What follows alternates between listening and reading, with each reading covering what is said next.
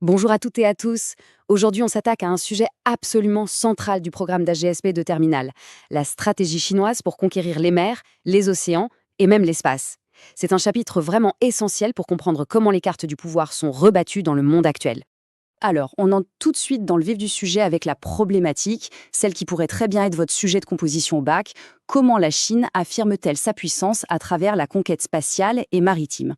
Pour y répondre, on va suivre un plan simple en 3 temps. D'abord, on va regarder les ambitions, le grand projet chinois. Ensuite, on verra comment ça se traduit en actions très concrètes. Et enfin, on analysera les rivalités et les tensions que tout ça génère. C'est parti. Première partie donc, le rêve chinois de puissance. Ici, ce qui est crucial de comprendre, c'est l'évolution. On part d'une Chine qui cherchait avant tout à se défendre, à protéger sa souveraineté, pour arriver aujourd'hui à une Chine qui a une ambition mondiale, qui veut projeter sa puissance partout sur le globe. Et cette chronologie, elle illustre parfaitement ce changement d'échelle. Regardez bien, en 1956, le programme spatial est lancé d'abord pour être indépendant, notamment de l'URSS. Puis, en 1986, l'amiral Liu Huaxing développe l'idée qu'il faut une marine de haute mer, c'est-à-dire une marine capable d'aller loin. Et enfin, le point d'orgue 2013 avec Xi Jinping qui lance les nouvelles routes de la soie. Là, l'ambition est clairement devenue mondiale. Alors, attention, moment très important pour le bac, la définition d'une notion clé, la puissance. Pour bien analyser le sujet, on va s'appuyer sur la définition du politologue Serge Sur. C'est une super grille de lecture. La puissance, c'est 4 capacités. Faire, faire, empêcher de faire et refuser de faire. Gardez bien ces 4 verbes en tête, c'est une sorte de boîte à outils qui va nous servir pour décrypter toute la stratégie chinoise. On passe à notre deuxième partie. Maintenant qu'on a vu les ambitions, voyons comment ce rêve chinois se traduit dans les faits. Parce que ce ne sont pas juste des discours, ce sont des actions très concrètes, soutenues par des investissements absolument massifs dans 2 domaines ultra stratégiques, l'espace et les mers. Dans l'espace, la stratégie de la Chine est vraiment méthodique. L'objectif numéro 1, c'est l'autonomie totale. L'exemple parfait, c'est le développement de son propre système de navigation, Beidou, pour ne plus jamais dépendre du GPS américain. Les buts sont très clairs et les enjeux sont triples. Il y a le prestige, bien sûr, le fait de montrer sa maîtrise technologique et évidemment les applications militaires qui vont avec. Et en mer, eh bien, la transformation est peut-être encore plus spectaculaire. Il y a un chiffre à retenir, il est sidérant. Entre 2015 et 2018 seulement, la marine chinoise a augmenté son tonnage de l'équivalent de toute la marine française. C'est énorme. Avec ses porte-avions, ses sous-marins, la Chine n'a plus une simple marine de défense, elle a une vraie force de projection pour sécuriser ses routes commerciales et venir clairement défier la domination américaine sur les mers.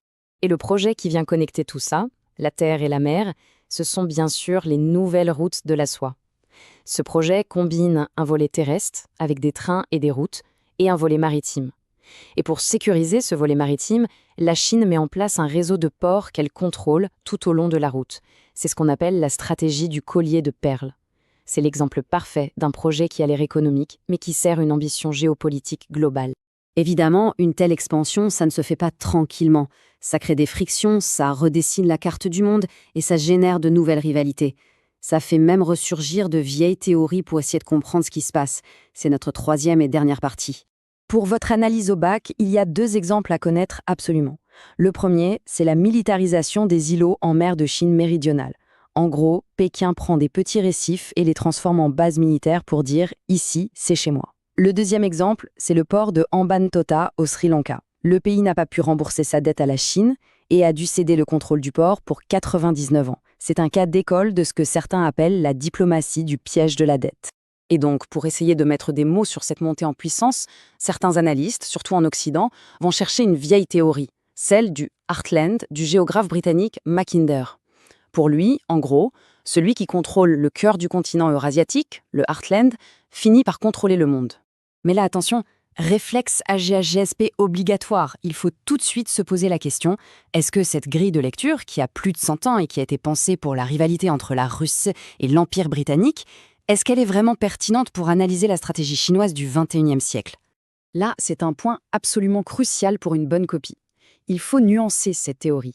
L'appliquer sans aucun esprit critique, c'est le piège classique. Pourquoi? Parce qu'elle est datée, elle est scientifiquement assez fragile, et surtout les stratèges chinois eux-mêmes ne l'utilisent pas. Son retour en force aujourd'hui nous en dit finalement plus sur les peurs de l'Occident face à la Chine que sur la stratégie réelle de Pékin. Ce qui nous amène à la vraie rivalité géopolitique d'aujourd'hui. C'est un affrontement entre deux visions du monde. D'un côté, la vision chinoise, un monde connecté, avec Pékin au centre, grâce aux nouvelles routes de la soie. Et de l'autre, la contre-proposition, portée par les États-Unis, le Japon, l'Inde.